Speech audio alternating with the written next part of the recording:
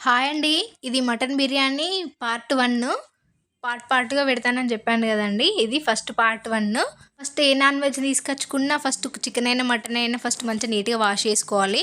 Wash చేసుకున్న తర్వాత water లేకుండా మొత్తం వంపుకున్న తర్వాత కొంచెం పెరుగు, కొంచెం అల్లం, కొంచెం పసుపు, తగినంత కారం వేసుకొని మంచిగా కలుపుకోవాలి.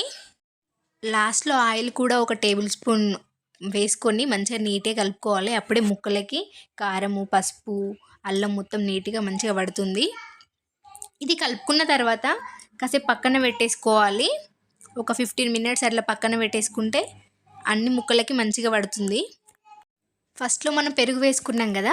పెరుగు వేసుకుంటే మంచి టేస్ట్‌తో పాటు మంచి గ్రేవీ వస్తుందండి. కలర్ కూడా చాలా బాగా వస్తుంది.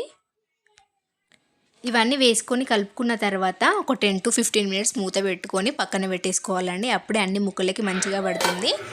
నెక్స్ట్ ప్రాసెస్ పార్ట్ 2లో ఉంటుంది.